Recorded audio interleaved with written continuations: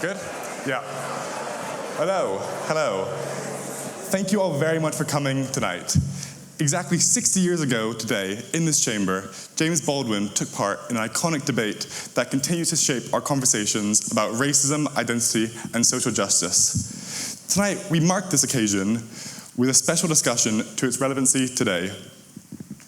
Joining us tonight are three distinguished guests. Lord Simon Woolley is a world-renowned social justice and racial equality advocate and is a principal of my college, Homerton. His work has led to significant achievements, including the establishing of his Operation Black Vote. And we have Akala joining us tonight, a renowned rapper, poet, and author who uses his platform to explore the intersections of race, class, and identity, most prominently in his book, Natives.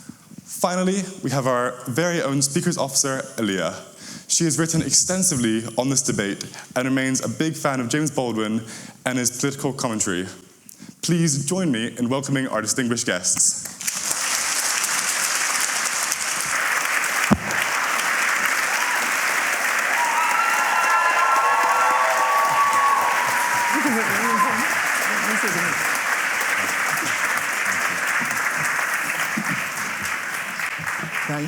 Thank you. I guess you weren't cheering for me. That's all good. That's all good. Great to be here. Great to see this chamber busting at the seams. I want to begin by painting the political backdrop, both here and in the USA, in which James Baldwin entered this revered chamber 60 years ago to the day. These were, after all, tumultuous times. 18 months before, Martin Luther King marched on Washington, D.C. to deliver his I Have a Dream speech. In the same year, President Kennedy was assassinated.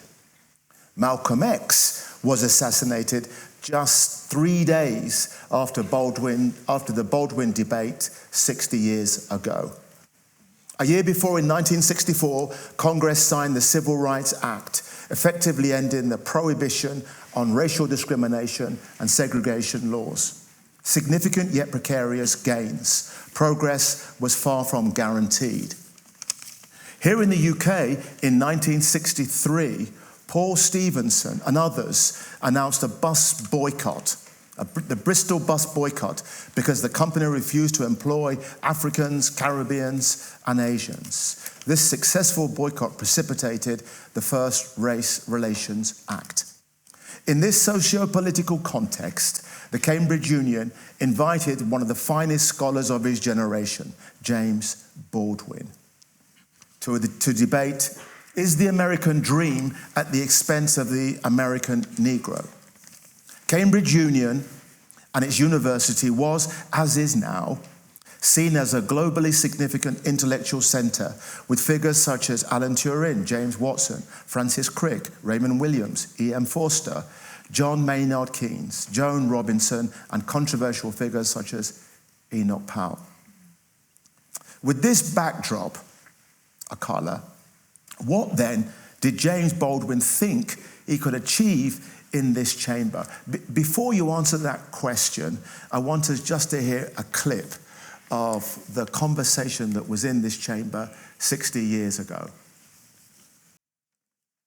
Well, here we are in the debating hall of the Cambridge Union. Hundreds of undergraduates and myself waiting for what could prove one of the most exciting debates in the whole 150 years of the Union history. I don't think I've ever seen the Union so well attended. There are undergraduates everywhere. They're on the benches, they're on the floor, they're in the galleries, and there are a lot more outside clamouring to get in. There we have it, 60 years ago to the day. Akala, what was James Baldwin thinking when he came into this chamber 60 years ago to the day? I have no idea what Jimmy was thinking, to be honest. But what I would say is this, right? First of all, simply being James Baldwin, before we get to his advocacy for justice and the risks he took with his personal freedom and safety and all of the brave and brilliant things that he did, he was a world-class novelist. at a time when people were saying black people, and believing it, convincing themselves that black people are genetically, intellectually inferior, permanently culturally inferior, and so on, and simply being better than virtually almost everyone in his command of the English language, but a handful of people. That alone, and displaying that in a body in a place such as this, I think merely doing that, even if the subject hadn't been that, was controversial at the time. You know, kind of like Muhammad Ali, I'm the greatest, I'm beautiful, I'm handsome. The effect that was having on people, his refusal to perform deference, which is his proper place in a racist society. He should perform deference to anybody racialized as white. So I think firstly there's just that, simply existing and daring to be the best of what you could be. And on top of that, Baldwin is not from money, he's working class, he comes from Harlem. So this is on both layers, you're talking about someone who isn't part of what the sort of hereditary black elite that did exist in America and has existed since the Civil War. People who've had money, been accustomed to education, been accustomed to the finer things in life. He wasn't even part of that, which we could almost more understand had he reached that level of scholarship and brilliance. In terms of coming here and debating that question in this kind of a place, I think it's similar strategy-wise to what Malcolm and others were doing, making the issue of apartheid in America an international human rights issue, making what was happening to black Americans an international human rights issue, because the Anglo-American West, both then and now, tries to present itself as the arbiter of human rights, the bastion of democracy and so on. And I think showing that the rhetoric versus the reality are very, very different before the world, and showing it so eloquently, I think, is a way of exposing American injustice to the world to win essentially cultural soft power. You think about winning hearts and minds, you know, you see the American military and others talk about this in a sort of military term. But I think what Baldwin was doing, simply by being that brilliant and by making that argument in a place like this, was winning hearts and minds around the world of people saying, actually, what America's doing is wrong and it is against its professed values and so on and so forth. But commanding this chamber in a very white space, very male space, and in a space in which, say, 80% of the undergraduates were from public schools. And so, as you say, this is a young man from the Bronx, from the School of Hard Knocks, coming to a place like this and owning the space. How did he do that? Well, I'm not sure if James would have even known at that time just what an extremely classist society Britain was, even for other white people, right? No one from a family like my mother's would have dared to come in Cambridge at that time and challenge posh people on their own turf. Right. And they're white, right? That's right. And so I don't even know if he would have known, given what kind of a society Britain is, even internally in terms of its class dynamics, just coming and doing that, how controversial it was. That said, it's always been easier for societies to support somebody else's problem. Okay. Right? What do I mean by that? When I go to Australia, I've been to Australia a number of times, I'm treated wonderfully, the red carpet is rolled out, I have a fantastic time. Yeah. Now, I could conclude from that Australia is a racial paradise, but luckily I've got enough friends that are Aboriginal who are like, brother, the platform you're given, we ain't given, because we're their problem, right? I happen to be friends with a French footballer who played in England, and he's always been conscious of the fact that him being French allowed him to perform in a way that a black British football player, who was the best, would have been sort of told, be small. Don't be so arrogant. Put yourself back in your box. So there was also this thing, and it wasn't exclusive to James Baldwin, actually. If you look at the exodus of black American talent in that time, Quincy Jones was, because racists more than anything are intellectual cowards, Quincy Jones was prevented from composing for orchestras while living in America.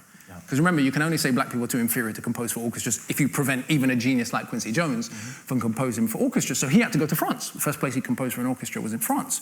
And you had Miles Davis and Richard Wright and others who left America and were very, very successful in Europe. Yeah. Particularly Paris. But how was France treating its own black and North African population at that time? I mean, that's in the same period that there was a massacre of French Algerians during the Algerian War for Independence. And so it probably would have been easier at that point in Britain's history to host a James Baldwin than to host a Michael X or a Darcus Howe or any of those people who were saying similar things here, but obviously we're not getting on a plane back to America. Right. And because at the same time, of course, we did have our own. Of course, no, Paul absolutely. Stevenson and others that were doing great stuff. Exactly, but they were Britain's problem. Got it. So once you invite them into the hallowed halls of Britain, then there's sort of no turning the clock back, if you like. Last example I'll give. I've been in America, and had interactions with American police where I literally see them breathe a sigh of relief when I open my mouth. I literally see them go, oh, he's not one of our blacks, thank God. Right? So racial oppression is not, remember, racists want to think they're good people. So the problem, if you talk to Australians, they'll say, oh, we're not bad people, it's the Aborigines. If you talk to white Americans who are racist, they'll say, it's not us, it's black Americans are inferior. We know you black Brits, you're cultured and smart and clever. And then the British will say, oh, it's not us being racist. You know you black Americans, James Baldwin, even Malcolm X was, I don't want to say welcomed here, but there was sort of a welcoming here for him and for Muhammad Ali, who was celebrated. But had Muhammad Ali been British and made those same noises and said those same things, he'd have been locked up. We'd have been said he was arrogant, he was too full of himself, but it's easy to worship somebody else's problem. That's part of the cognitive dissonance of racism, I think. Let's go to the central point within the question, the American dream at the expense of the African Negro.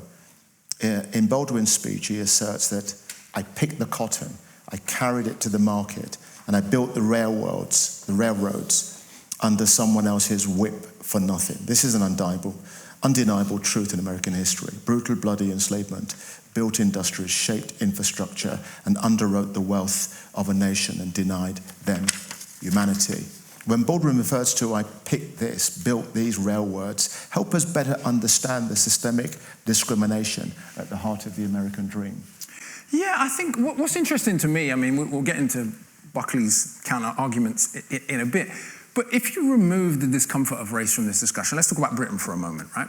If you pose that question differently about the UK and you said, was Britain's wealth built on the backs of the people who laboured in Lancashire cotton mills and in coal mines in Wales and essentially on the backs of the English working class? Do you see what I mean? It's like, it's only once you introduce the discomfort of race and American racial discrimination, or I presume everyone in Britain would go, obviously, anyway, that there becomes this sort of sense of denial and squeamishness. But it's ludicrous. I mean, you had almost half a millennia of unpaid labour. And then, of course, it wasn't just the unpaid labour. You see, people think segregation was just about preventing black people from going where they wanted to go. It was about the extraction of labour and the extraction of capital. It's about making some people more killable and more exploitable. So when slavery was reformed, because it wasn't actually abolished, if you read the amendment to the American Constitution, it doesn't abolish slavery, it says, but for people who've committed crime. It literally makes a provision for forced labour for people who've been convicted of crime. Crime in inverted commas. And so the abolition of slavery, the Southern oligarchy lost the Civil War, but they won the peace, goes the cliche. And that was very, very true. A new system of labour, indentured servitude, and so on, replaced, chain gangs, etc., replaced the system of slavery in which the labour of African Americans was still ripe for exploitation to build these things that we're talking about. Not exclusive to African Americans, but most pronounced for African Americans. So there was then essentially almost a century, really, of extra, if not free labour, semi-free labour, convict labour, and so on. But it's denial, though. It's deep-seated denial, or amnesia.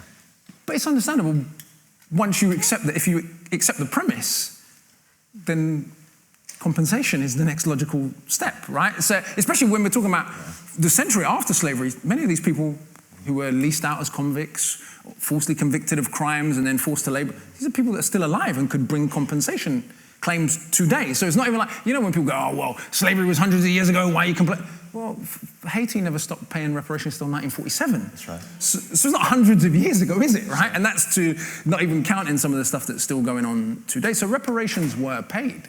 They were simply paid in reverse. Haiti paid reparations to France. They didn't stop paying until 1947. We, British taxpayers, including British taxpayers of Caribbean origin, paid for the reparations bond that was paid to slave masters that didn't stop getting paid off until 2015. That's right. As the Treasury tweeted and thought it was a really great boast.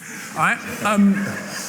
And so if American wealth is built in no small part, and I'm not saying in its entirety, America is also a very innovative society, it's a very creative society.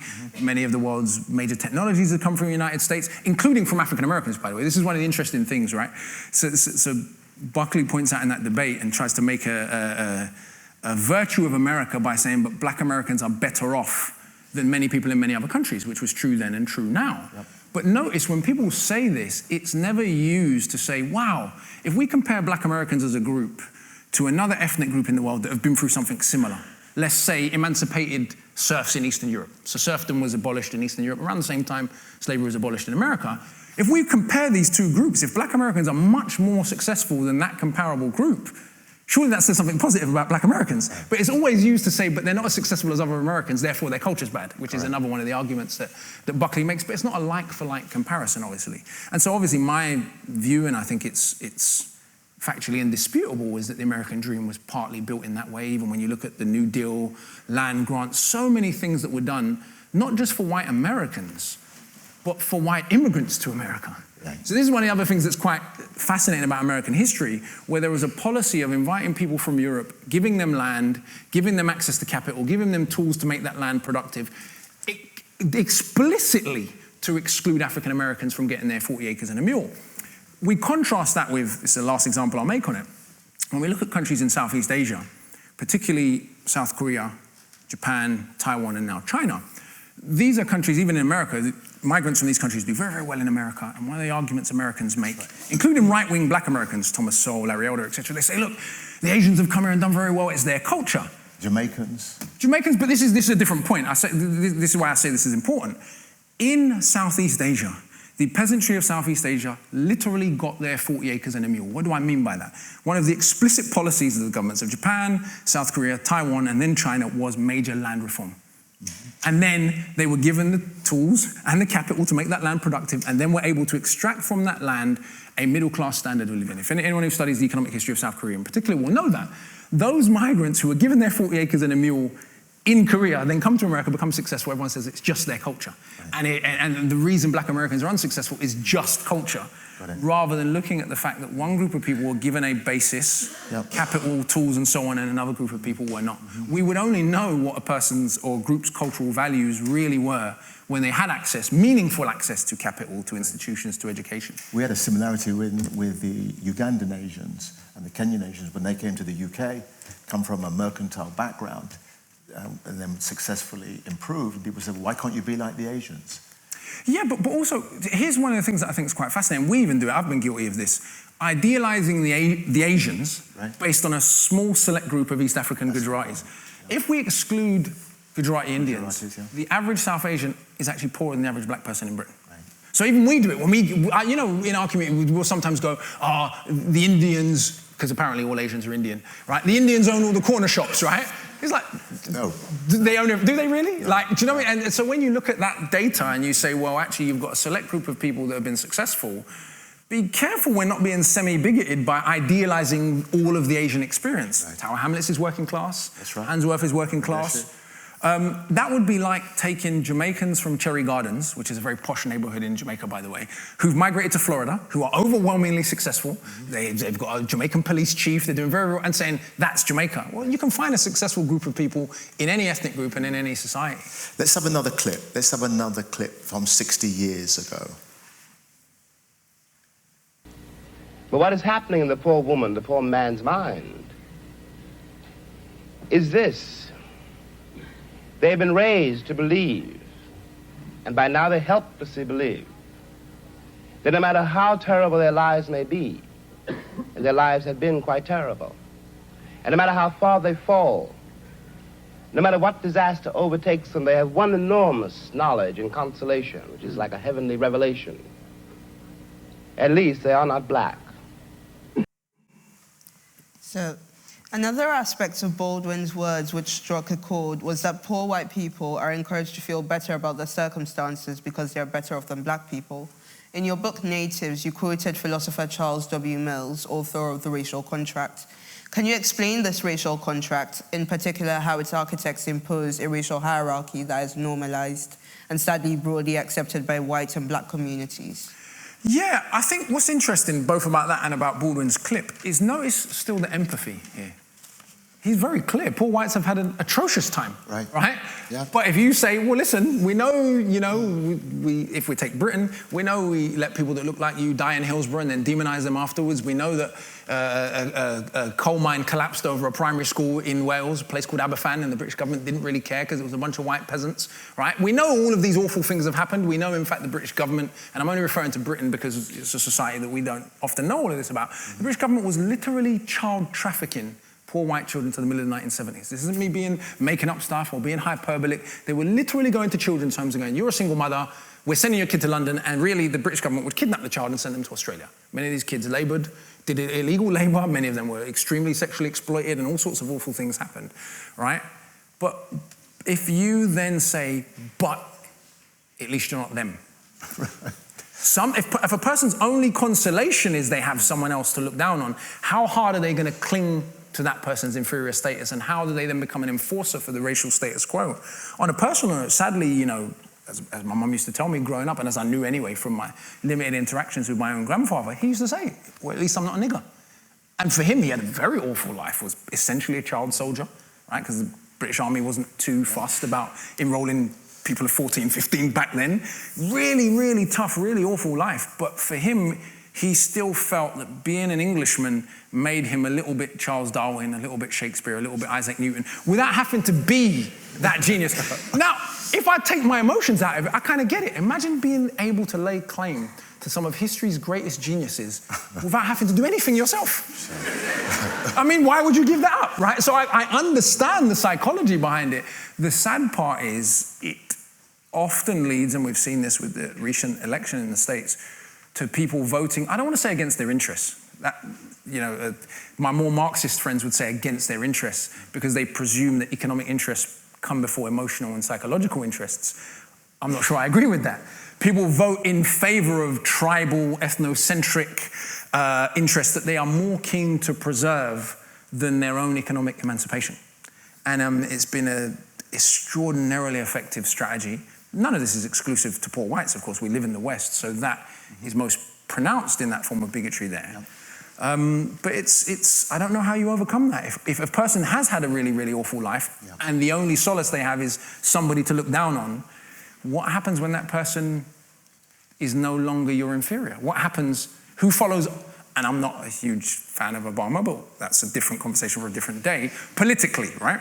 In terms of, I understand the representation, I understand why he was so emotionally important, I understand all of that. Yeah. In terms of his actual policies, but who followed Obama as president? There we go. And is that a coincidence? The reaction. Right, the reaction is, oh. Yeah. Right, and a lot of the... isn't that really the mantra of make America great again? It wasn't great because... A reaction to... Because he was in charge. Right. You want to go back to the old days. And what are when people say that stuff, I go... Like, no one ever is going to say public. This is what I find really fascinating, even about Buckley and this, is that sort of evasion of what the good old days were. Like, my mum and dad, even when people say that about England, my mum and dad never had an indoor toilet till they were in their teenage years. So when people tell me the good old days in England, I'm like, what do you mean? Like, when we had cholera? Like, what exactly were these? Like, go and talk to your grandparents and your great-grandparents about what these supposed good old days were. Because people didn't have electricity 100 years ago. Wasn't it that they were higher than black people? Was that in their mind? I think it's that they imagine that if one's supposed social inferiors returned to their proper place, their problems in life would be solved. Correct. But let's say apartheid was returned to America, which formal apartheid. Life for poor white Americans in Alapatcha would still be atrocious. That's right. The drug epidemic wouldn't suddenly evaporate, right? And in fact, what's even really interesting about America, one of the things I have a lot of racist Americans that troll me on Twitter, as you can imagine, I don't really use Twitter anymore.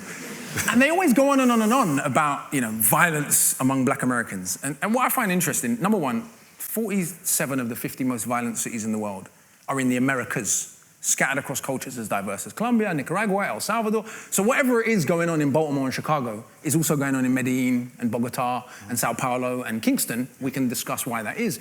But what's fascinating to me is that white Americans as a group kill each other more frequently than almost any group of people in a rich country outside of America. So the logic we're applying with black Americans saying, well, they kill each other very often, it must be their culture. Well, there's no high school shootings in Ghana. That's right. The murder rate in Ghana is the same as the murder rate in Belgium, right? But no, it's the people who... No, I'm being serious, it really is. Yeah. The murder rate in Ghana is the same as the murder rate in Belgium. Ghana's had, I think, 6 or 7 post-independence coups. It's an ethnically diverse country. Half the country is Christian, half the country is Muslim. All of the ingredients that should cause ethnic persecution and all the other things and violence are present in Ghana. If we're going to argue from culture. Let's be consistent. Let's argue the reason Ghana is so peaceful is clearly because there are cultural values in Ghana that promote that. Now, if the argument is that we, the African diaspora, should re-inculcate some of those traditional black African values, fine. But that isn't the argument that's being made around culture. There's an argument generalized from an oppressed experience to say this is quote-unquote black culture. Right, right. And part of the racial contract, though, is not just the poisoning of white minds, it's also black minds get poisoned about their standing in the world. Oh, especially, I mean, my grandparents, they grew up in a colony, so this is unsurprising. But my own grandmother used to say, anything too black can't good. And my grandmother is a black woman, rest in peace, was a black woman. But in her mind, How does that work? How did that happen?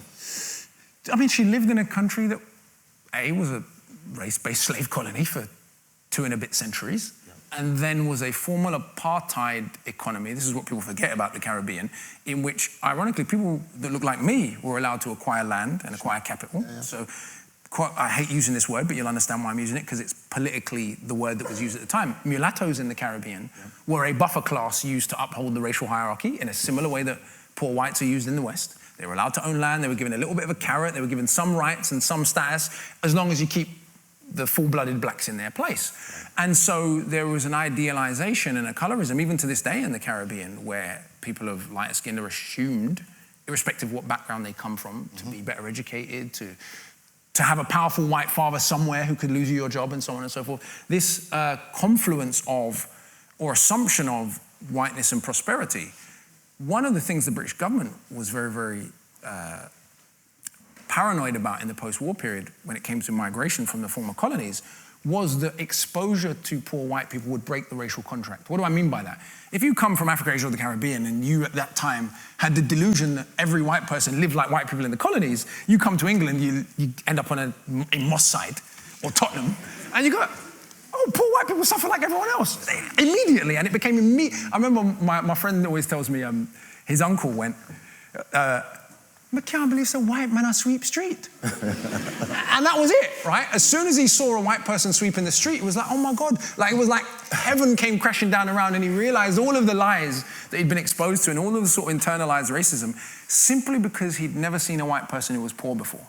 And I think part of the racial contract is about idealizing white people, and they being judged by the most prosperous, the best educated, the most middle class, right? And then demonizing other groups of people. The reality is, especially in a country like this where the British ruling class exported apartheid all around the world but didn't practice apartheid on home soil, in many respects, the white underclass of this country have all of the same problems, in some cases worse, measurably worse, than ethnic minority communities in this country. But the difference is, all of a sudden, when it comes to white people, we understand its social class, not their ethnic makeup, and it's not even really called culture, right? It's all of a sudden we go, the white working class. Do black people not do jobs? Do Asian people not work? What is it that white bricklayers do that the black ones, the black bricklayers don't do? Because last time I checked, when my dad was laying brick, he was laying brick next to other people who laid brick the same way, right? And so I would argue that even ignoring social class as both a cleavage and a mode of understanding people that are not white is profoundly racist. Imagine suggesting that the child of the black or Asian doctor and the child of the black or Asian minimum worker are having the same experience, or should even have the same outcomes. Imagine ignoring that one set of people may need more help and assistance than the other. Imagine pretending that a black child that grows up in care or an Asian child that grows up in care is the same as a black or Asian child who grows up with 2 loving parents in Hampstead. These are not the same people, and so we are at least coming back to the sort of having somebody to look down upon point, at least with poor white people, for all of the suffering and all of the problems, there is an understanding that there is a socioeconomic driver and a socioeconomic cause of those problems in that community. All of a sudden, when it comes to our community, this evaporates. It's gone. Let's have another question. So in this historical debate, we also need to discuss the opposition to James Baldwin, William Buckley, and the devices that he employed to put Baldwin down, including suggesting that Baldwin's success disproved the severity of racism. Do you think these tactics reflect a broader pattern in which defenders of the status quo deflect from systematic issues by highlighting individual black success stories or framing of racial progress as a natural evolution? Yeah, I mean, it's such an absurd rhetorical device for a number of reasons, right? Almost without competition, the most prominent monarch in British history is Queen Elizabeth I.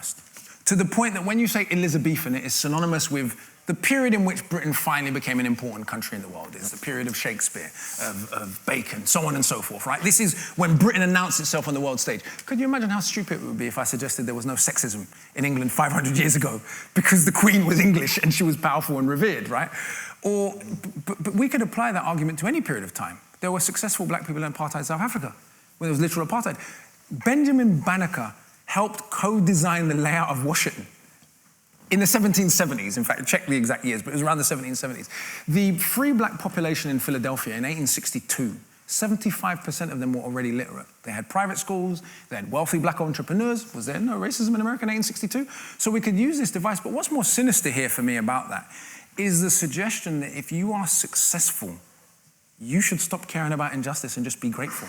You should essentially become right-wing and go, well, I made it. And if the rest of those poor blacks didn't make it, it's just they didn't try hard enough, right? So this weird idea that there isn't something admirable, actually, about being James Baldwin, being one of the best and most revered novelists in the world. And instead of going, well, hey, if all the other blacks could just be like me, their life would be wonderful. And go, no, actually, it's not that simple. He would have been a much wealthier man had he performed that sort of right-wing politic as we see in the UK today. And I don't mean to be personal, but if you're right-wing enough, even as an anti-immigrant enough, even as a black woman, you can become one step from Prime Minister. Right?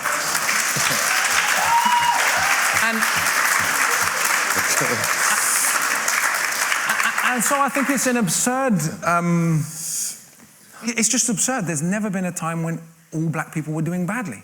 Even in the height of transatlantic slavery, there were exceptions and there were successes and there were people who got their freedom. There were some people who moved back to Africa. There were some people who became scholars and so on and so forth. So I think it's a way, it's almost threatening.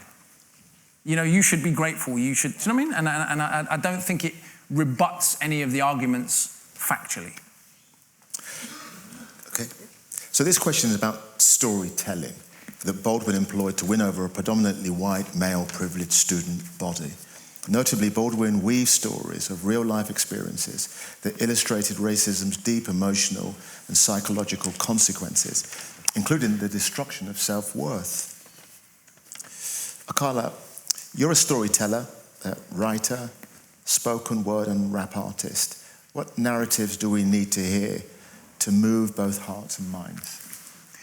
You know, come into this, the psychological internalization of racism. One of the things that strikes me, and I always remember, Richard Pryor talks about when he first went to Africa. And he said, pardon my French, but I have to say it because I think it conveys the point. He went, I went to Africa and I didn't see any niggers there. He said, I hadn't even thought it. He came back from Africa and he just stopped using the word. He said, even though there's poverty, problems, we're not romanticizing that. The point is, and anyone who's from the West who didn't grow up in an African or Caribbean country will know this, there is a way in which black people in Africa and the Caribbean walk that is just different. There's like a sense of ownership and belonging, like, oh, my thing's this, you know, right? Just, if you're raised, quote unquote, back home, you just wouldn't even understand. It's just very, very normal. And there's a sense of no one has ever questioned your right to belong here. You may be poor, you may come from the ghetto, there may be genuine political repression, much worse than living in a social democracy in the West. Yep. But no one's ever said, you're not a Nigerian. You grew up in Nigeria. You speak Yoruba or Igbo or Hausa or whatever. Do you know what I mean? So it's a very, very different psychological makeup. And we know this and we see this because African and Caribbean immigrants to the West, as opposed to black Westerners, which I think is an important distinction. Somebody like me, whose grandparents came from the Caribbean, but because I have a relationship with the Caribbean culturally, I think I've kept some of that culture. But I look at a lot of the black English kids, sadly, they believe some of the things about the Caribbean that even bigots would believe. They think the Caribbean is basically bad man dancehall and, you know, the film Shutters. Whereas kids growing up in Jamaica or Barbados or Antigua, they're growing up in a country where the dentist is black, the doctor's black, the lawyer's black, the architects are black, the prime minister's black, the chief of police is black. It hasn't even occurred to them anymore. This is obviously 50, 60 years ago when everybody in those positions was light skin or white. It was very different. But today in the Caribbean, when everyone in those positions is not only black but dark skinned black, you can see it. You interact with middle class Caribbeans or Africans and they have this. I remember once saying I met an architect. He's actually Grenadian, but he works in Jamaica. And I did that stupid, black Westerner thing, like, oh my God, like, you're a black architect. And he just looked at me like, my mum's a judge and my dad was a lawyer. What did you think I was gonna do? Like, he was just confused. Like, why was I surprised? I'll give you one last example. Another, actually, Jamaican that I know, he went to Florida, again, upper middle class Jamaican, and like a white American, for want of a better word, redneck, I'm only gonna use that word because we understand that paints a certain picture, called him a nigger. And he just looked at him confused. He went, I'm so obviously better than you. Like, I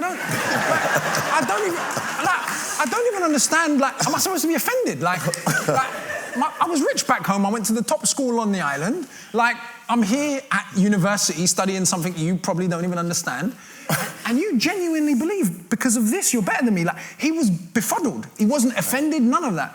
And I think that the differences for all of the problems, and I'm not saying there's no internalized colonialism and internalized racism in countries in Africa and the Caribbean, there is.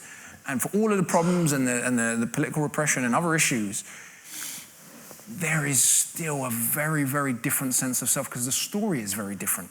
Right. Last example I'll give, I've met West African friends who are like, yeah, I know my family genealogy for 1,000 years.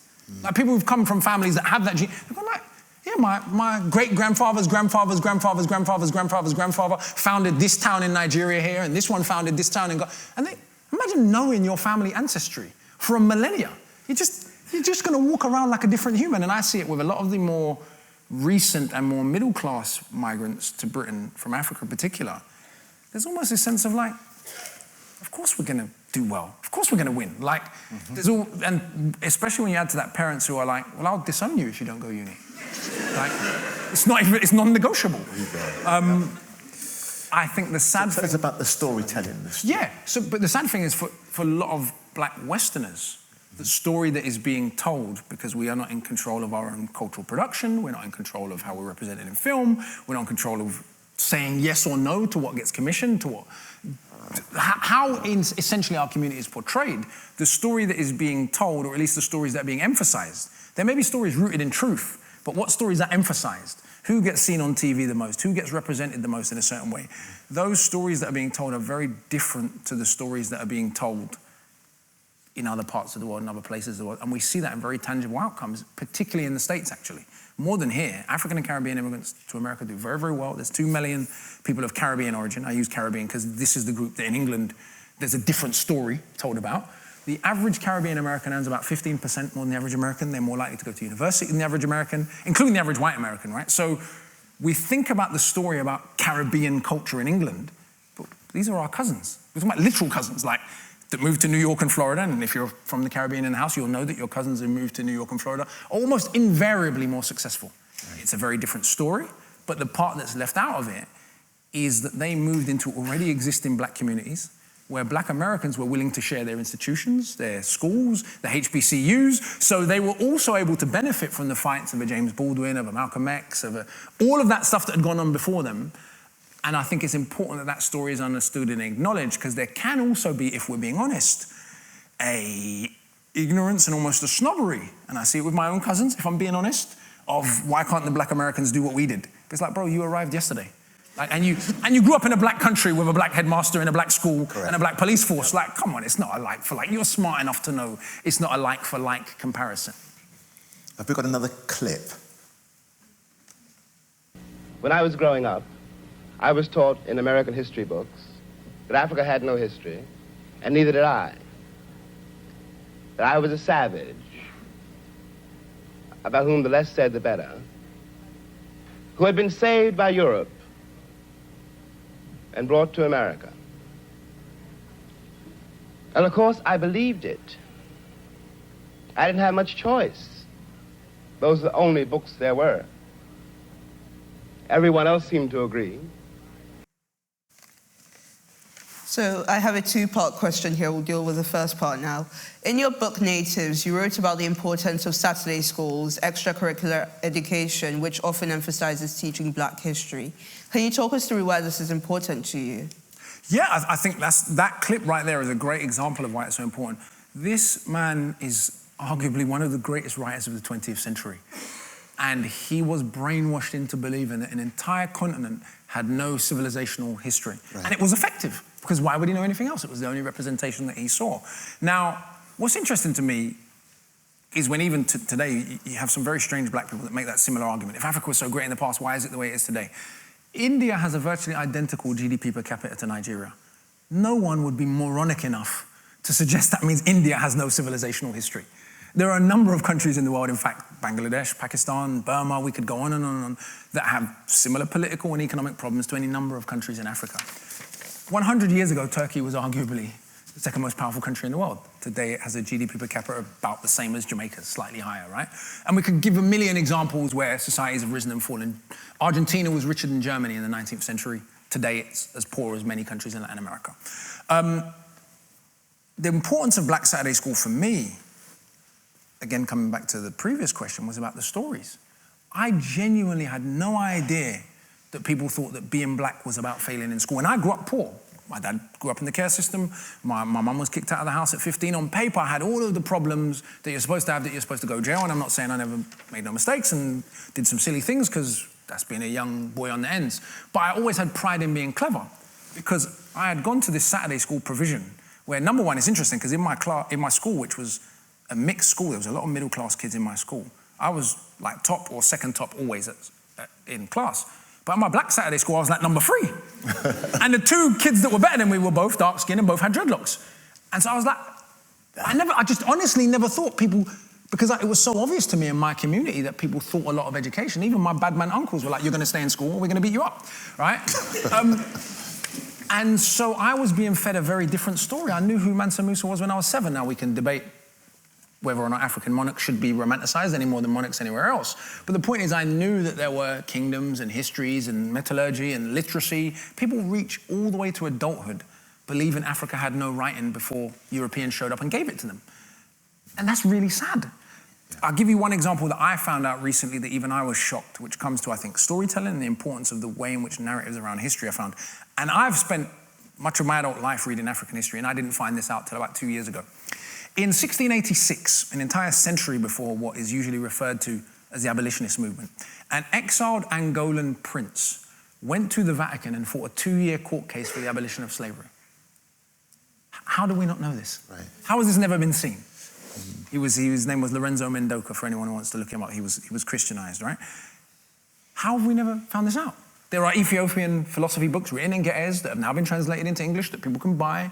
The Tariq al-Fatash, which is one of the original documents from about 1599, written about West African history in West Africa, is available in English today. Like, you could almost forgive people in the 60s for being that ignorant, because a lot of that scholarly work hadn't been done. A lot of that work was done by the post-independence African scholars and by lots of African Americans who used their, for want of a better word, privilege in society, their access to institutions, to go, I'm gonna go and find out if this nonsense I've been told about Africa is true. And so you find that a lot of the great work on African history, Dr. John Henrik Clarke or Gomez or many other people, it's actually African American historians who've put a lot of that work back into place. Now, if slavery and colonialism are viewed, we look at somewhere like China, what they refer to as the century of shame.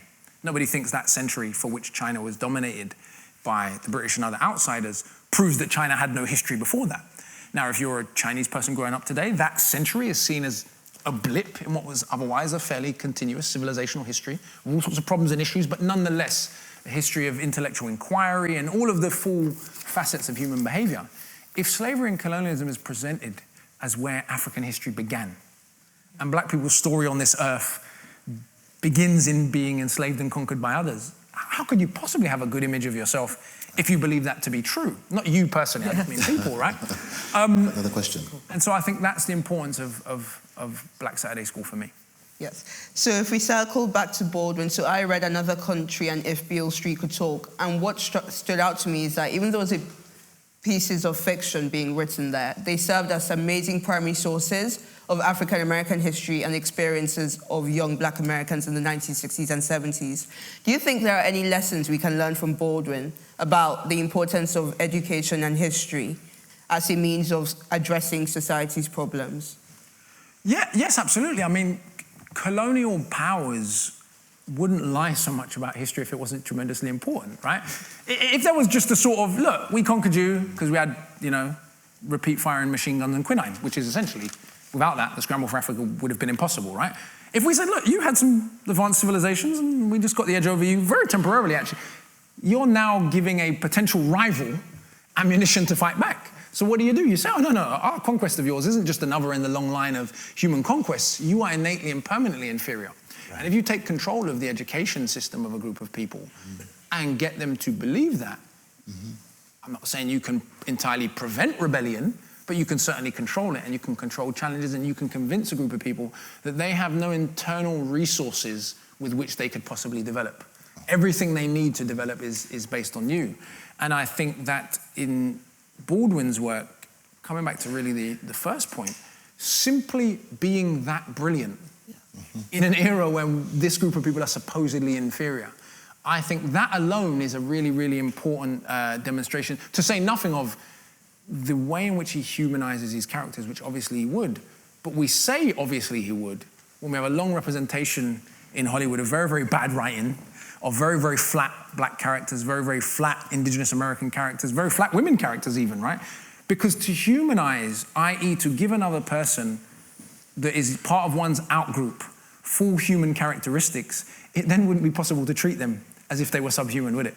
And I think that one of the great things that generation of fantastic African-American writers did, not just Baldwin, but Alice Walker and Toni Morrison especially, they also allowed black people to be flawed. One of my real pet peeves about racism is the idea that X group of people has to be perfect before they are available for proper treatment.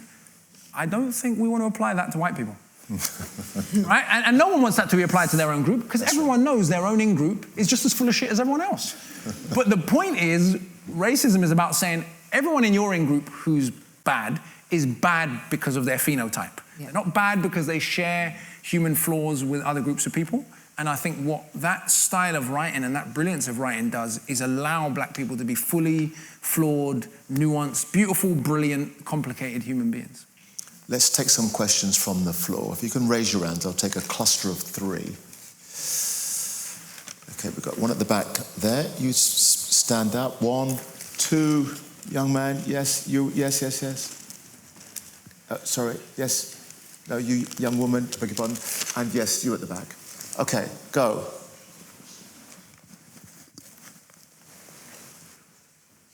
Please stand up. On account of the rollback of quality, diversity and inclusion policies, would you state that it's been an asset or liability to black people's progression? So maybe on the happy side, it's like, yay, now we earn our positions in workplaces and stuff, fair and share, or the sad side, which is like, we have a systemically racist society. Can we please have our scholarships and our access to certain institutions, because things are tricky for us? Is it good or bad? Well, first of all, if the establishment is rolling something back, they must believe that something was gained, right? So I'm not going to say DEI is the solution to all of the world's problems. First of all, the interesting thing is, if you have a room full of all upper-class white males, apparently that's a meritocracy. I mean, that's a fascinating assumption, right? But if anyone else is in there, it's DEI. If you look at the amount of people that are legacy students, right, that went to the right school, there's a British scholar I was referred to, and I call him a scholar, I don't mind embarrassing him, a man called Toby Young, who got into, I can't remember, I think it was Oxford, not Cambridge, but he got in because his daddy wrote him a letter. And he's become a very prominent man in British society who thinks his opinions are really, really important, even though he's extremely mediocre, and he only got into the right uni because his daddy wrote him a letter. And we all know there's loads of posh kids like that. So what do they even mean, right? But this kind of thing, that making a provision so that other people have access is inherently bad, and a huge injustice is being done. When many of the people who are in positions of power and influence today got there because they were born into the right family, sheer luck of circumstance, mummy and daddy had money, went to the right school. None of us deny that happens. I don't think the rollback is necessarily good, and I think the way it's being used in America is sort of almost like a synonym for N-word. Like there's sort of this really you know, again, the other thing about racist people is they have this sort of coded language. Even in the 60s, remember, the argument was separate but equal. Nobody said separate but unequal. They knew damn well it was unequal, but they said, no, separate but equal, you know. We're not going to send our kids to school in Baltimore, but, you know, separate but equal. And so I think that it's probably not a good thing that that's happening. even if that was an inadequate solution to many of the problems, and even if DEI was mainly focused around corporate jobs and middle-class careers, and basically, if we're being honest, benefited the kinds of black people that would have probably succeeded at some level anyway. It didn't do much to affect the situation of the black underclass. And I'm not sure of the data, but from some of the stuff I've been reading, I need to do research on this, but I think a lot of the primary beneficiaries of DEI ended up being white women anyway, right? So, and there's lots of crossover between the kinds of people who want to push back against ethnic diversity that also want to push back against gender diversity. It is what it is. It wasn't the solution to all of the world's problems, but I don't think the rollback is good, and I don't think any of that meant that people weren't earning their jobs on merit. Often when you look at the data, let's take this country for example, we know that if you've got a black-sounding name, you're going to get less callbacks. We know that in schools, factually, there was a study done, which I quote in Natives, where they looked at data from every single secondary school in the country. And they saw that for black children, irrespective of social class, there was a massive gap between their performance in standardized testing and their teachers assessing them in the classroom who knew their identity. So there was an assumption they were less intelligent than they are. If we remove race from it, and we talk about class in England, all of a sudden everyone would understand it. We all know that white Mike from Council Estate X goes into school, he talks a certain way, teachers assume he's less clever than he is just because of the way he sounds and the way he looks. We all understand that, and suddenly when it comes to race, we get confused about that. Sorry, next question. Thank you so much for spending time talking to us today. My question is regarding the question of history and narrative. As uni students who are taught a curriculum which is mostly based on philosophers who write from a Western practice, which didn't necessarily, still has those racist undertones in what they're writing, how can we be conscious or prevent internalizing these racist beliefs in current day whilst we're learning under these institutions? Amazing question. For me, I think there is no need to throw out the baby with the bathwater. I am not part of the let's throw the entire history of Western philosophy and science in the dustbin because many of those thinkers were racist. It's a pity that some extraordinarily brilliant people were racist. Fortunately, there is also a long history of philosophy, of poetry, of literature, of attempts at what we would now call the scientific method and so on in the Islamic world, in Africa, in Asia, in Mesoamerica. So I think once we supplement some of the brilliance, undeniable brilliance of a Leonardo da Vinci or a Michelangelo or an Isaac Newton or a Shakespeare with some knowledge about what the rest of the world was up to, I don't think those kinds of feelings of inferiority would even come into the picture. If you know Ahmed Baba, he was a West African scholar in the 16th century. His complaint in the 16th century, was, my friends make fun of me because I've only got 1,500 books. 1,500 books in the 16th century. There are 750,000 handwritten manuscripts surviving from the libraries of Timbuktu alone. So if you're coming into it, this is your entrance point, a thorough knowledge of world history. There's a great Japanese novel called The Tale of Genji, written 1,000 years ago. People say Cervantes is the father of the modern novel. 600 years before Cervantes. The book's 1,000 pages long.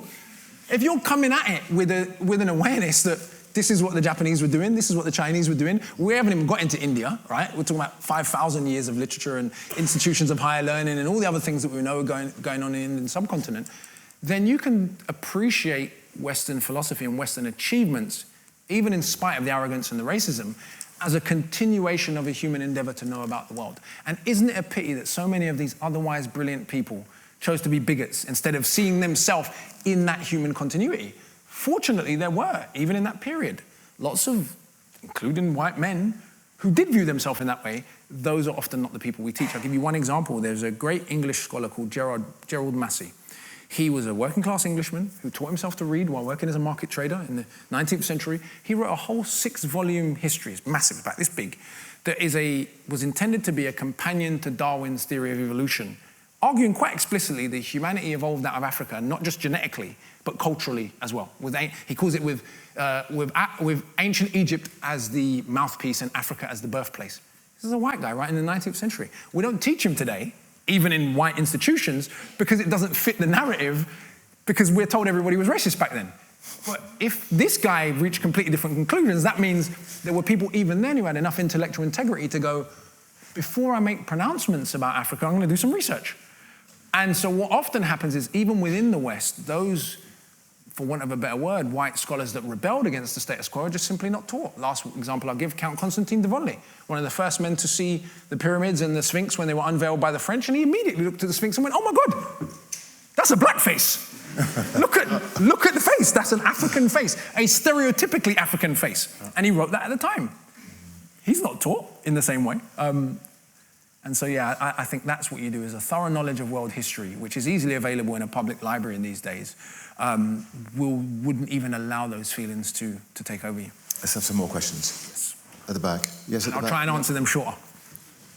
And then down here too. To meet you all. My name's Romeo. Thank you all for your talk today. I wanted to ask that, Carla, you were speaking about James Buckley's kind of retorts to James Baldwin. I wanted to ask, what do you think about the idea of the model minority? This idea of, like, when we speak about a minority, they have to act in a certain way in order to be recognized. And how do you think we can combat that and kind of cultivate? It's a good question. Yeah, absolutely. Great question. I think societies need... Remember, racist people don't want to think they're bad people. They want to think the problem is the group of people that they're racist against, right? And so you need a group of people you can say, well, look, they came here and did well. What's your problem? Now, don't get me wrong. That's not to say that there are not things to be learned from communities that are doing better in education or doing better in certain professions and so on. I think there are. But I find it interesting, even in Britain, how that's used. British West Africans, for example, on free school meals are about 4 times more likely to end up at university as similarly poor white kids. But that's not presented as black culture. Who is more in touch with black culture? First generation West Africans that speak Yoruba and Igbo, or black English people? Do you know what I mean? Like, if we're going to do culture and model minority, I think it's interesting where we pick and choose who is and isn't the model minority based on what? If that's the situation in the country today, if the argument is that black English kids would benefit from hanging out with Kwame and Ade and Olu more, I'm cool with that. I grew up with both types of West Africans, and there were the people whose parents had gone to uni back home, and there were the people whose parents hadn't. Clearly there were differences. I would call this class more than culture. If you came to the country as a doctor and you lived temporarily on North Peckham Estate, yes, you're working class, but it's not the same working class, come on. Right? It's not the same. Like, but I think the need for that model minority is so people don't feel bad about what they are doing. And so they have a group of people they can say, well, they did well, without examining some of the histories of why they did well. Simon gave the example earlier of East African Gujaratis, who no doubt have been very, very successful, but came here with a history of human capital, having been running business, being a merchant class in East Africa. It's true, many of them came here poor, many of them had their possessions confiscated and suffered injustice. But that can't take what was already in here. Okay. But is that innate, or is that something that was acquired? It was learned. Some more questions. Hello, I'm Dr. Alicia Lola Jones on faculty in music here, and I'm so grateful to have your presence. No, thank you. There's a concept that we often explore when we're thinking about African-derived aesthetics in the United States and in the diaspora, and it is that of the person who's the praise singer, the commentator, the debater. You know where I'm going with this, griot. In what ways do you see yourself as being a griot, carrying the culture with you through song, through poetry, and through conversation? Oh, thank you, that's a fantastic question. Very consciously, actually, I wrote an EP called Visions, and it's an EP and comic book, it came out in 2017, and it literally traces the history of hip-hop to that lineage. I think, again, one of the damaging things, when you brainwash people into believing that their ancestors were culturally empty-handed, you can get even members of the black... My grand used to say it, "Me not African, what are you talking about? Me not African." And I'm like, she used to say to me when I used to go to places in Africa, "Africa dangerous." We're from Jamaica, then. Like, and I'm not saying Jamaica's dangerous, because if you're in a middle-class area, it's lovely. Right. But the truth is, Jamaica's a much higher murder rate than almost any country in Africa. So where did that perception come from my grandmother? And this desire to disconnect herself. A woman, you'd look at her and you go, she could easily be from Ghana, like visibly, right? What had convinced her that there was something shameful about that? And if the music of the African diaspora, for example, well, did it pop out of a vacuum? Did we come with nothing? We wouldn't suggest that for any other group of people. No one would suggest that Italian Americans or Spanish Americans or any other group of people, Jewish Americans, etc., came without a cultural equipment. Ours simply was affected and brutalized and downplayed, but it wasn't destroyed by slavery. And I would argue that the traditions of the African American preacher, the traditions of hip hop music, I mean, there's footage of people rapping in the 1920s. Even this idea when we say hip-hop was invented in the 70s, yes, it was codified that way, but the art of rhythmically rhyming over the drum has been going on for thousands of years. And so I was, again, fortunate enough to grow up knowing what a griot was, and very much saw myself as trying quite explicitly to be part of that tradition. Thank you. We've got two behind, one directly behind, and then... Yeah, please stand up. And then there's a woman behind. Stand up too, so I don't forget you. That's it. Yep, yeah. Thank you very much, Akala. As a middle-class Gujarati woman from East Africa, I'm very grateful to get a mention. And yes, my father did have a corner shop. So. He did have what, sorry? He had a corner shop. So. Yes, it happens. My question actually is it's fascinating to hear about the importance of narratives. And I would love to get your idea on how can we de-bias in the technological age of AI. How can we bring the narratives which are so much hidden in the archives and in the corners of the world? How can we do that for the future? Fantastic question. I think one of both the promises and the challenges of the technological world we're in is that on the one hand, you have a mass media that can spread around the world and instantly sort of change an image. One of the things I saw, and I'm not saying, I know lots of people have made criticisms of the film, but one of the things I thought was interesting was I saw this footage somewhere, I think it might have been Korea, but please don't quote me on that, of them showing Black Panther in Korea and then looking at how it affected people's, and almost immediately there was a changed perception of what blackness meant. Because of course, if you're in many of those countries, if rap videos is the only image you've seen, and even then it's not the Roots and Tribe Called Quest and Lauryn Hill and a broad array of rap music you're necessarily seeing, it may be only the most negative portion of that music. You may not even mean to, but you may come to certain conclusions about a group of people if you haven't had a holistic picture. So we live in an age of mass media where we can change a narrative very, very quickly if something is popular enough and widely viewed enough and seen enough. The other downside of it, which I'm not so hopeful about, is we also live in a world of silos where people can go on the internet and find whatever bias they want and go into whatever sinkhole they want and find as much confirmation bias as they want to convince themselves that their worldview that they already wanted to have is correct. And what scares me, I think we all like to believe that humans are smart and rational and are persuadable. We may be overestimating the human species. And there may be lots of people who just enjoy being bigots. Like, there's not necessarily... We look at Europe today, right? So the traditional explanation is that the rise of fascism... Sorry, I know this is a slightly longer answer than you wanted, but the rise of fascism in the 30s was economically explainable. That's what we like to tell ourselves. What do we say today? Germany's a middle-class country today. Right? Austria's a middle-class country today. The standard of living in those countries is fantastic. Holland, fantastic. You lose your job in Holland, the government pays you for like 2 years, 70% of your salary, right? So it's not a meaningful economic crisis that is causing some of... Is it an emotional response to the poisonous narrative that we're being fed on a daily basis? I mean, yeah. If it's not economical, it must be something else. Yes, but I think we hoped that it was economical, because then all you've got to do is fix the economy and humans will be lovely and we'll all get along, which was maybe a romantic picture of the human species. Maybe there are some people that just genuinely enjoy going, anything I don't like about myself, it's your fault. And that's a wonderful crutch to have, to go, anything I don't enjoy about myself, there's somebody else to blame, even if my life materially is wonderful. Now, I'm not qualified in terms of biology and neurochemistry and so on to know whether or not this is part of our wiring. There is evidence that there are lots of human beings, for whatever reason, who are not wired that way and who try their best to cooperate and collaborate and so on, but it does scare me that there are these silos on the internet in which people can convince themselves of it. Last round of questions. Yep, please stand up. 1, 2, let's have one over here. I'm trying to balance it out. Yes, sir. Yes. Stand up. Yes. Got to take one at the back. Up in the gods. To be fair, we haven't had any questions from the top. There we go. That's it. Okay. Thank you very much for going up there. Please, short question. And I'll try and be short in my answers. I'm sorry. My question goes back to the beginning of the discussion where we kind of talked about inviting people who are like separate from going through a similar issue but in a separate space. And so I wanted to know, or if you had any thoughts on why they invite Baldwin when he's like living in exile from America for like a lot of his life.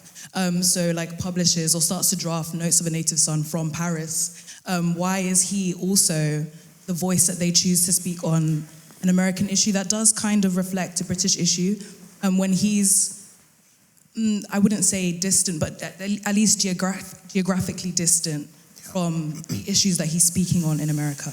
This is the point you were making. Yeah, I think it's easier to do. I think it's hard to say. I mean, Baldwin was so unbelievably brilliant that it's hard to say they were just doing it because he was living in Paris. If he was living in New York, writing books of the same quality.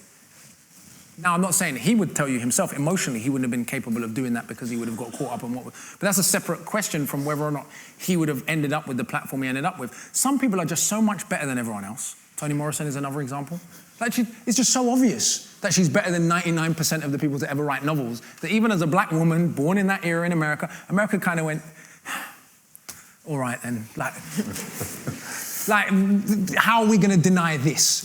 And I think part of his platform was simply just his command of, it's embarrassing. Sometimes he'll have a turn of phrase and I'll read it, and you know, it just makes you laugh. Like, it's so good it just makes you laugh, it's almost like comedy. And so I don't know in his case whether it was just the comfortable distance, the guy who's been living in Paris, or it was, this is the guy who wrote that book and that book and that book. Okay, up in the top there. Hi, my name is Eleni. I study sociology. My question's quite long, so sorry in advance. But essentially... Simon's going to get you.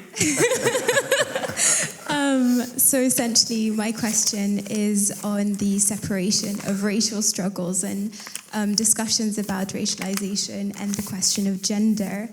Essentially, a lot of these conversations do not discuss women or gendered aspects of the struggle. Take Frantz Fanon and his points often coming at the expense of women. The question of prestige, what kind of knowledge, the way we deliver knowledge, the invisibilization of labor.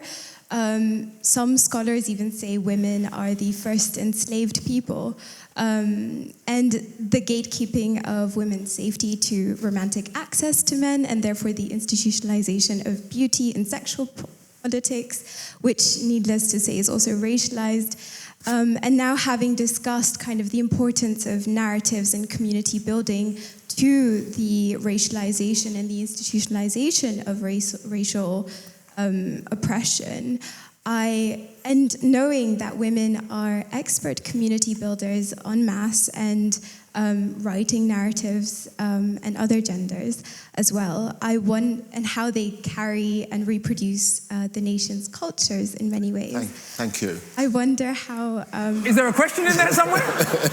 Maybe there's not, and it's fine.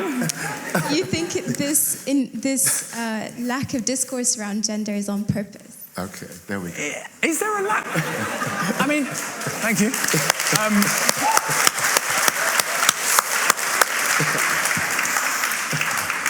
Well, first of all, male writers, myself included, neglecting gender as a perspective and being quite rightly criticised for that is probably not that surprising if one's personal experience is part of the way in. Two, I think we need to be careful that we don't attempt to use identity as a way of idealizing any group of people. Right. So, for example, in British history, you know, when slavery was abolished in this country, almost half the slave owners in this country were women. There's little evidence that they were more likely to set the humans that they owned free. Now, there were also massive amounts of women in the abolitionist movement. Right, so I think swapping one demonization for idealization, I'm not sure is necessarily a way to go, because once you include class, I mean, we've got a female leader of the Conservative Party, I'm not sure. You keep bringing her up, don't you? Come on, let's get get it off your chest. But even if we look, a lot of historical facts would surprise people. I mean, some of West Africa's most successful slave traders were also women. Right. The current president of Nigeria has named himself, because I think he's not actually from the family, after Lady Tinubu. You can all Google who Lady Tinubu was. She was one of 19th century Nigeria's most prominent slave traders. Women should obviously not be oppressed on the grounds of them being women. Absolutely and obviously. But the confluence between gender and class and having a bigger discussion about the nature of political power in the world and all that sort of stuff, I think it's a bit more murky than some of what was just said, they're kind of like black men, right? Black men being oppressed doesn't mean we're morally superior to everybody else. As we saw in post-independence countries, many of the former revolutionaries turned around and did many of the same things they were fighting against, right? Yeah. And so human nature is very, very complicated. But all of that said, I think it's perfectly legitimate to criticize male writers in general, myself included, for having blind spots around the oppression of women or not talking about a given issue or so on and challenge that. I think that's a perfectly valid point of critique. Thank you. Thank you. Please. So, thank you so much for your time. So this is coming back onto your book, Natives. I personally found it almost autobiographical from my own experience. So I was just wondering if you could give us a sneak peek or a hint maybe as to the next stories that you're writing. If I could just add to that, I mean, I think it's a great question. What next? But also too, I mean, we have very many bright, special minds in this room tonight, and we've heard a lot of dire stuff. What's going on this side of the Atlantic and the other side, and yet I'm sure many of the people that have come here this evening to listen to you primarily is wanting something to be hopeful about, and to think what they can do, in spite of turning on the news and feeling triggered and feeling it's a little bit overwhelming. As a storyteller, as someone that inspires many, how do you land something with this generation in which they can run with? I mean, they're already doing it. There's been protests in central London every Saturday for the last year and a half. Now, this is despite the fact that people have been brainwashed to believe that Palestinians are subhuman. Right. And people are just saying, no, absolutely not. We don't accept that.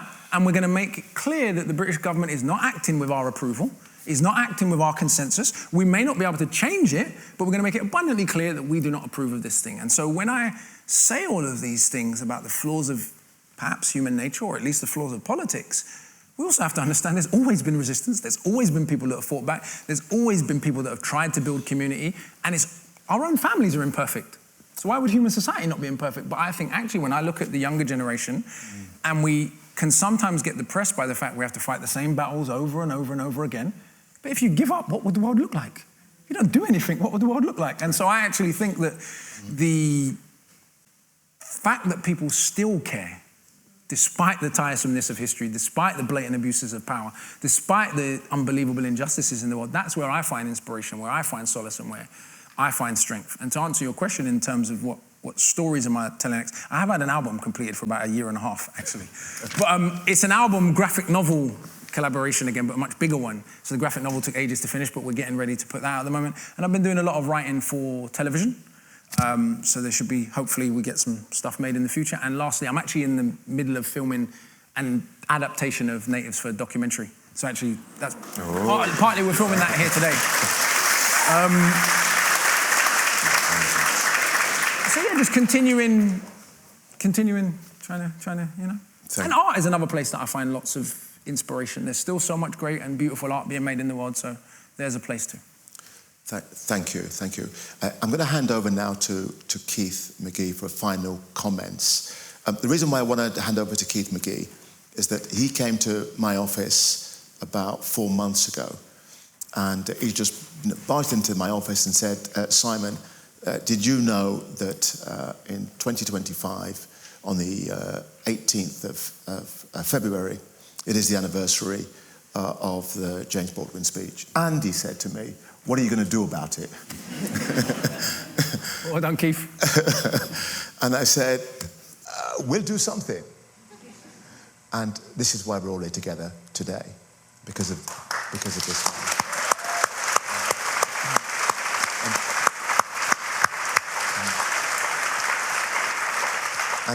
And he said to me, let's do two things on this evening.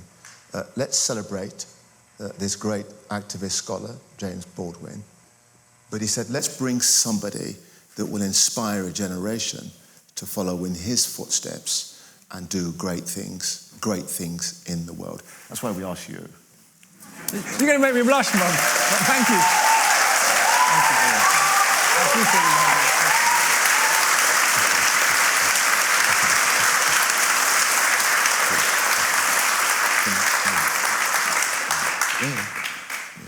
Good evening. We have gathered to reflect on a moment in history that continues to shape our presence.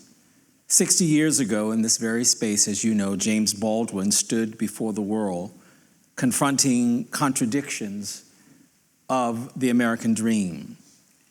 That dream is not only an American dream, but one for all of those who share this particular hue, regardless of the continent. Baldwin's words, filled with both pain and profound truth, unmasked the reality that for many Black Americans, the dream was an illusion, a promise never fulfilled. Baldwin's debate with Buckley was not just about the politics of race in America. It was a global moral reckoning, a call to global consciousness. And yet here we are 6 decades later, still grappling globally with the very forces of systemic racism, economic depravity, and political division that he so powerfully exposed that night 60 years ago. In our conversation tonight, we have a moral, literary, activist, genius, and scholar who reminded us that history is not the past, it is the present. We carry our history with us. We are history. And so if we are to honor Baldwin's legacy, we must recognize that our collective struggle is not simply to remember history, but to actively shape its future. We must remember that history belongs to everyone. Whether you're the casting director or the lead actor, the supporting actress or the scriptwriter, the cinematographer or the making a cameo appearance, history belongs to all of us. And the future depends on all of us reclaiming and building democracy, not as an institution of power, but as a force of the people. In a world where voices are being silenced, where truth is under attack, where inequities persist, the responsibility falls to all of us, students, academics, activists, citizens. No matter your color, your race, your ethnic identity, we must build together to return power to the people. This is not about America. This is about all of us. Democracy dies where injustice prevails, but democracy lives when ordinary people stand up, speak out, and demand change. Let's not just be inspired by Baldwin's courage, Akala's courage, but let's embody what they're saying to us. Thank you, Aliyah. And to the Cambridge Union, thank you, Lord Woolley, and thank you, Akala. And so as we close this evening, let us remember Baldwin's charge to us. Not everything that is faced can be changed, but nothing can be changed until everything is faced. Thank you.